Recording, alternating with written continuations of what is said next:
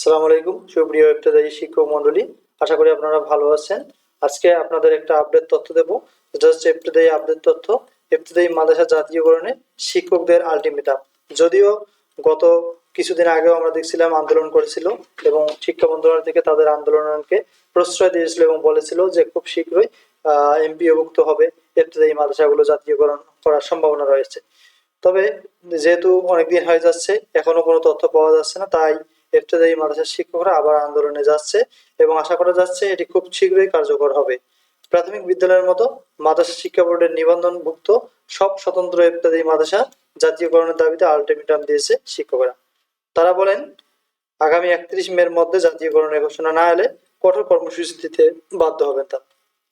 রোববার গাজীপুরের কাপাসিয়ায় বাংলাদেশ সংযুক্ত ইবতেদায়ী মাদ্রাসা শিক্ষক ফোরাম এর এক সংবাদ সম্মেলনে শিক্ষকরা এই কথা বলেন।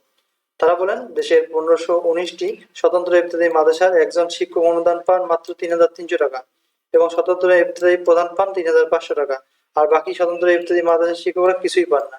পক্ষান্তরে সরকারি প্রাথমিক বিদ্যালয় আছে 65,000, আর আমাদের ইবতেদায়ী মাদ্রাসা সরকারি মাত্র 3টি, যা 92% মুসলমানের দেশে মেনে নেওয়া সম্ভব না। তাই এই বৈষম্য দূর করে সরকারি প্রাইমারির ন্যায় আগামী 31 মের মধ্যে সকল সংযুক্ত ও স্বতন্ত্র ইবতেদায়ী মাদ্রাসাকে জাতীয়করণের ঘোষণা সহ অধ্যাদেশ বা প্রজ্ঞাপন বা গেজেট দিতে হবে। তা না হলে স্বতন্ত্র ও সংযুক্ত ইবতেদায়ী মাদ্রাসার সকল শিক্ষক ক্লাস বর্জন এবং কঠোর থেকে কঠোরতম আন্দোলনে যেতে বাধ্য হবে।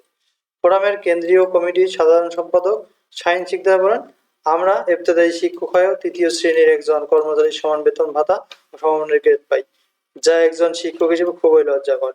এই বেতন দিয়ে একজন শিক্ষকের পরিবার চালানো বর্তমান দ্রব্যমূল্যের বাজারে খুবই কষ্টকর। আসলে যা বলেছে সবগুলো ঠিক কথাই বলেছে, যে ইবতেদায়ী শিক্ষকদের বেতন একবারে নগণ্য। তাই যেহেতু ইবতেদায়ী মাদ্রাসায়ও প্রাইমারির ন্যায় শিক্ষা ব্যবস্থা রয়েছে, এটি জাতীয়করণ করা হলে মাদ্রাসা শিক্ষকরা খুবই উপকৃত হবেন। তো আমরা আশা রাখছি খুব শীঘ্রই মাদ্রাসা জাতীয়করণ হওয়ার সম্ভাবনা রয়েছে, বিশেষ করে ইবতেদায়ী গুলো। সকলের জন্য শুভকামনা রইল। ইবতেদায়ী তথ্য সহ যে কোনো নিবন্ধন তথ্য পেতে চ্যানেলটি সাবস্ক্রাইব করুন। আসসালামু আলাইকুম।